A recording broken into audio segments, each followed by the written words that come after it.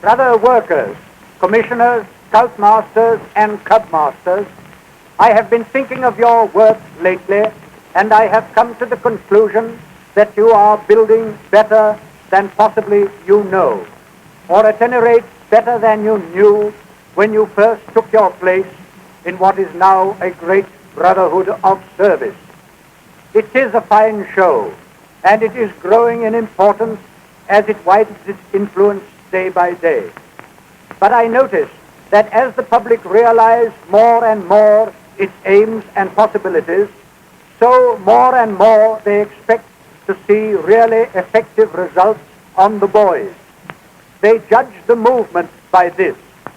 Thus, a responsibility rests on the scoutmaster greater than was formerly the case for giving the right application of our methods to his boys.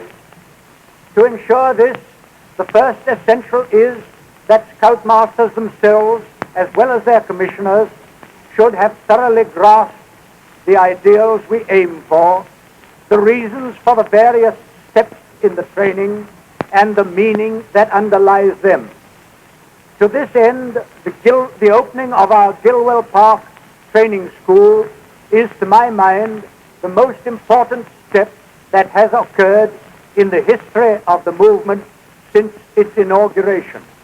I venture to hope that every commissioner, scoutmaster, and cubmaster who is unable to attend the Gilwell Park course himself will take steps to gain the latest particulars by availing himself of the help now open to him through instructors who have been through that training.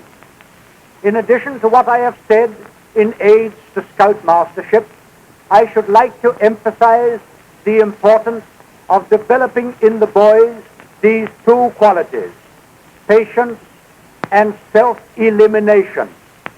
I have seen in my time more careers wrecked through want of patience than through drink, gambling, or any other vice.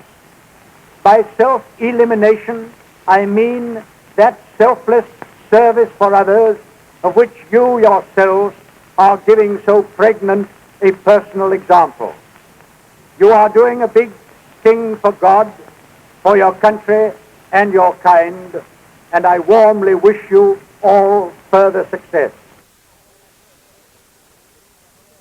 Fellow parents, I feel sure that many of you will have felt, as I do, the heavy responsibility that rests on one as regards the future of our children. We have seen people succeed in life, and we have seen them fail.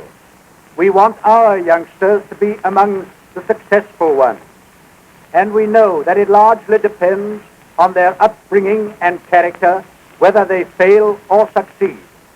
And their upbringing and character depends very largely on us. Many of us feel our responsibility in the matter, and at the same time our helplessness. We are not trained teachers. We have little leisure. We cannot afford high fees.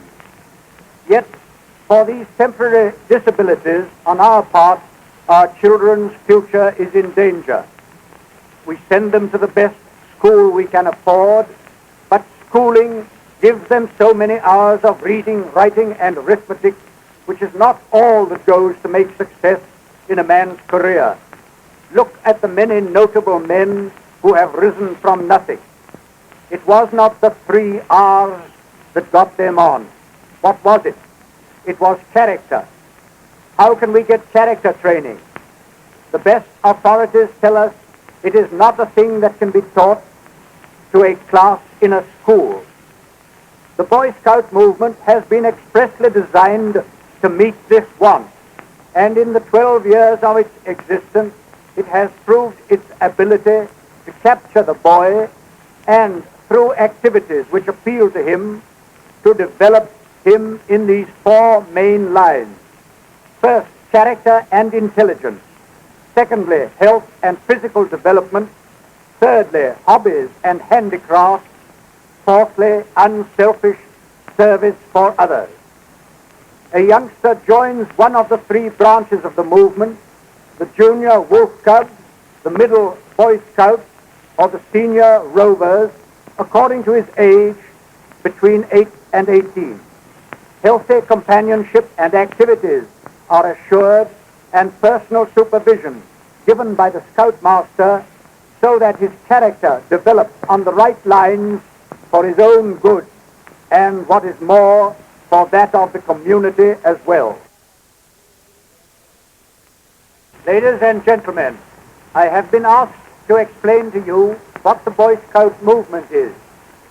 It is a tall order to compress into 3 minutes talk an ideal that is being followed by over 1.5 million of boys.